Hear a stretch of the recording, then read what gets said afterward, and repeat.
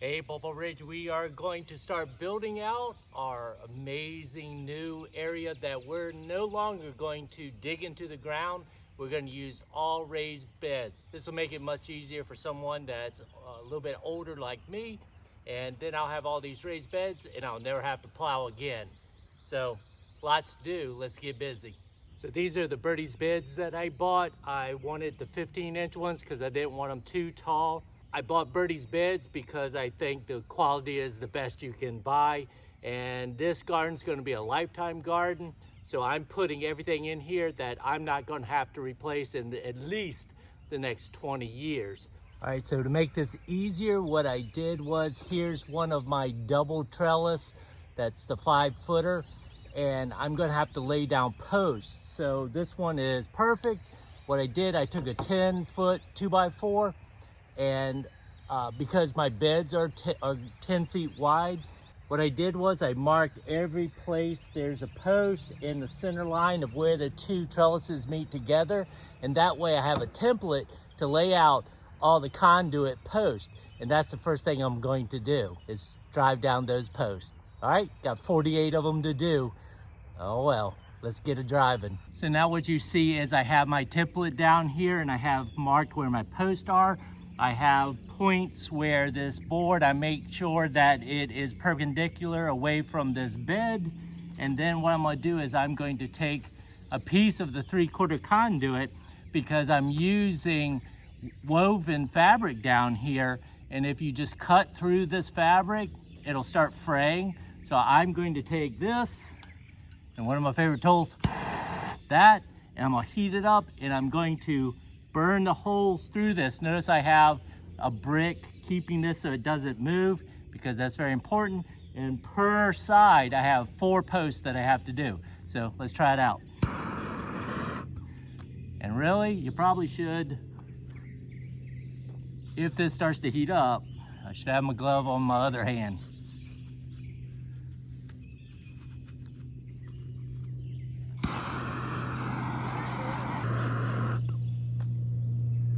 I'm gonna hold this and then burn it through and make sure it's pretty wide.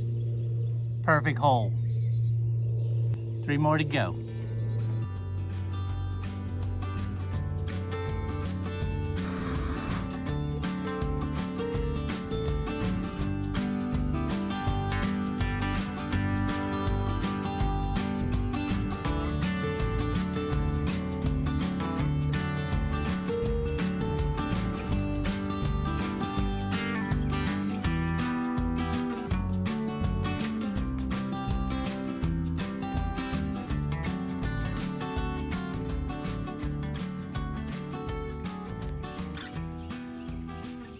So I have it along the center line. That's the main thing that I'm worried about. Not so much moving it this way and that way, but I do have this template marked to where it goes towards the garden. I'm ready to do my next 4 holes.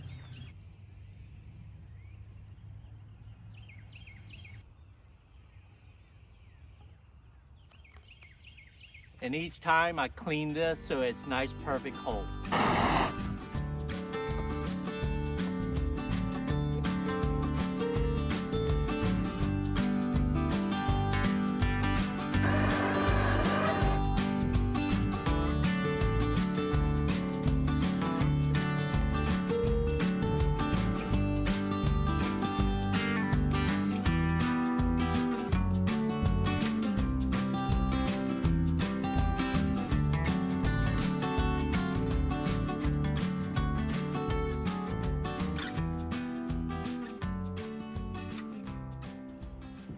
I wanted to show you that after each pass, I would put my tube on there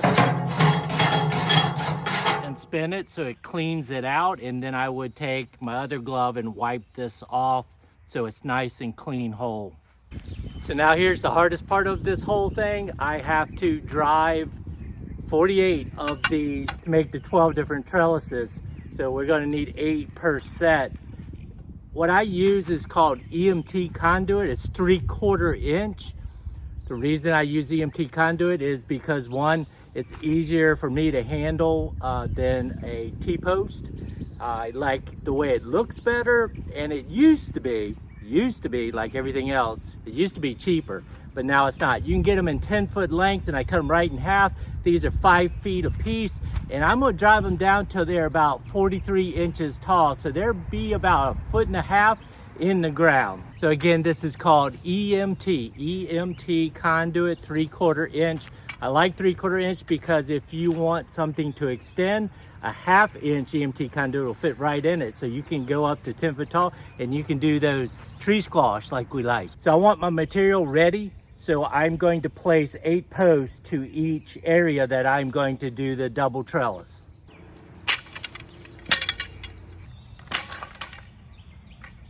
I'm gonna go through and see if I can find 2 of the really good ones, and all the front ones I want to make my best ones. Then the back ones towards the back, I'll just use whatever I want, because these used to be tomato posts that I would support tomato cages with, but I'm gonna reuse them because reuse when you can. So ones like this, they're perfect for the front. Yeah, they're a little rusty in the bottom, but these things will last easily 5, 10, 15 years, especially if you keep the water from going inside. And I have caps I'm going to put on top. Keep that water out.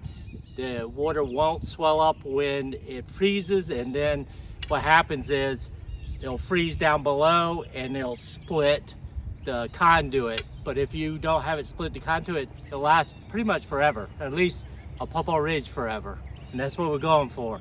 So I got my safety equipment on, and I drive them with this. I don't use one of the other, pile drivers. I just use a hammer. I'm used to that. My son made me this. He's a machinist, and we have a machine shop on the homestead that goes into the end of the pipe, so you're not banging directly on the pipe. It makes it so much easier not to mess it up.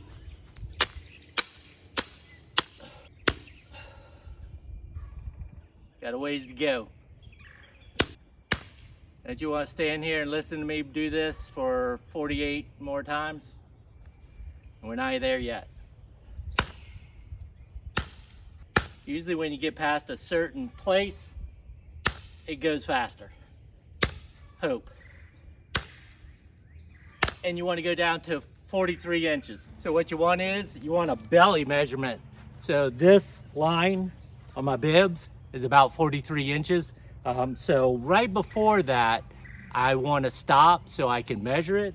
But up to that time, you just use belly like that. So I got to go about 4 more inches.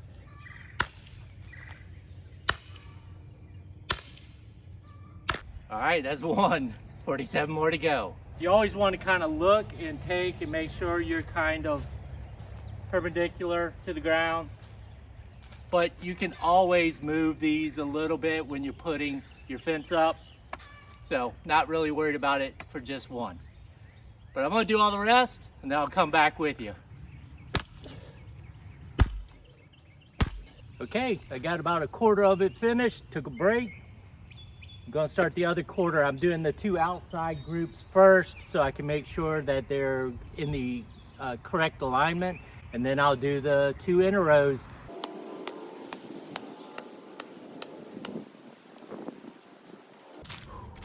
In there. So there you go, 48 posts. Next, we're going to install the cattle panels.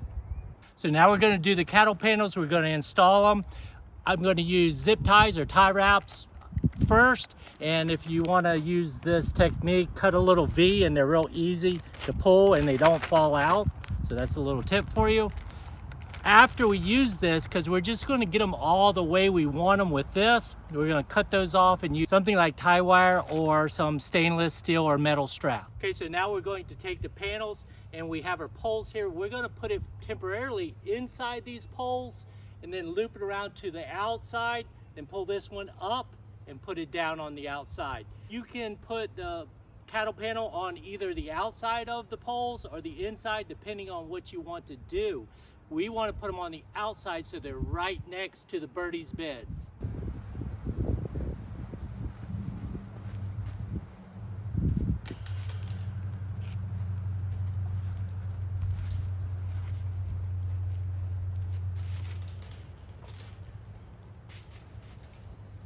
So I measured this so each pole will go at one of the cross members like that.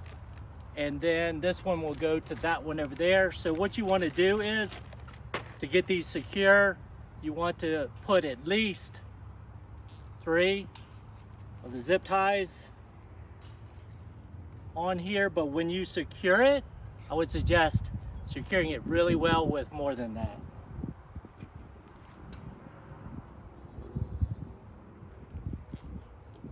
Now I'm going to do that side over there.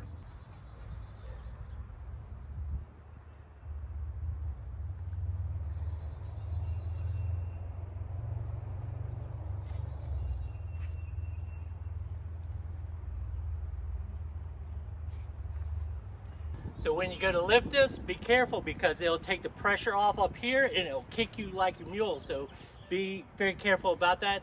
And if you can, have another person help you, that's even better. But I just want to show you that you can do it by yourself. So just grab it, slide it up, come over top, put it right back down, and then go ahead and zip tie these also.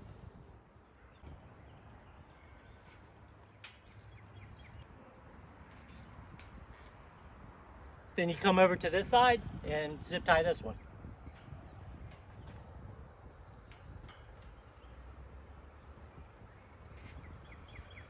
I tighten these down a lot, but what you want to do, since I'm doing 2 panels here and you want them to meet up, you should let them be a little bit loose so you can shift it around a little bit. But if you're only doing one and done, you're good to go. So with your cattle panel, you have 2 choices of how you want to arch it. You can either put the smooth side in or out. I put the smooth side in because it looks nice and clean when you're walking through. Plus this allows you to clip plants as it grows up, but you can really do it either way. So if you're connecting 2 panels together, you go ahead and secure it. Every so often, remember, replace your zip ties with something more permanent, and that gives you more of a structure that for wind that will keep it stronger. Okay, finished 2 of them. We have 10 more to go, but I'm gonna do those off camera so you don't have to watch it. See you in a little bit. All right, so we have all 12 trellises in. I have them all zip tied. I'll eventually replace those with something more permanent when I know everything is where I want it to go. But this is going to be my favorite time besides planting. I get to install the beds.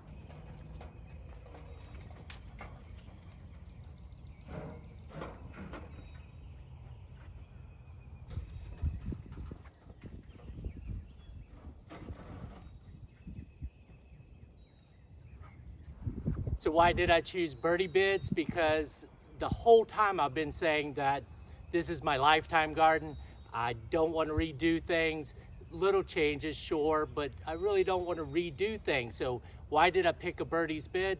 I picked Birdies Bed because I feel like they make the top quality one. You're gonna pay up for it, but that's everything. Anything that is worth something, you have to pay for it. So what I like about this is it has a special coating. It's customizable. This one goes out 10 feet, 2 feet wide. You can get it from this 15-inch one to up to 24 inches. I think even higher than that. I think like 36 inches. But all of that is what appealed to me. So another thing that I liked is if you get some of the cheap ones, they have a rounded edge where this goes flat, and that doesn't seem to make a big difference, but actually it gives you more planting bed. And when you go to put a cover or something over this, if it's that pointed in, it's really difficult to do that. The quality and the design is what made me pick Birdies Beds. So this is 2-year-old composted chicken manure and pine shavings, and I'm gonna add that to the bottom. Then I'm going to take my 50% mushroom compost and 50% screen topsoil, and then layer the top part of it so it feeds it after a while.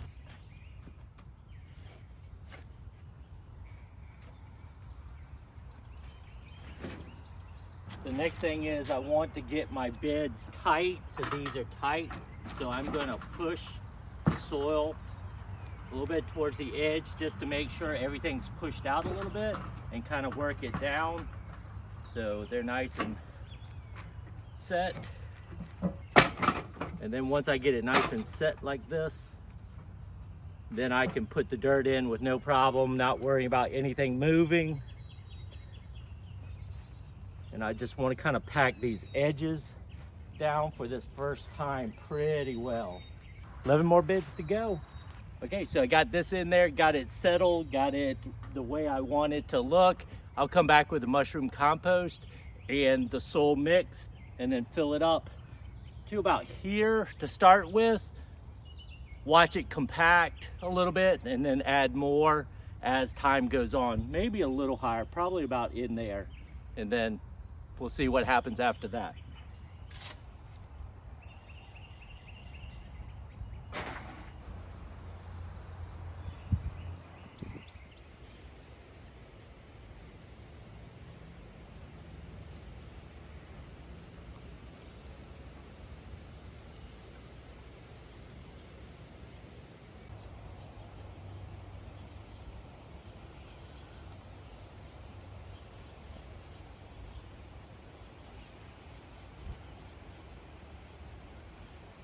Okay, so there's the build.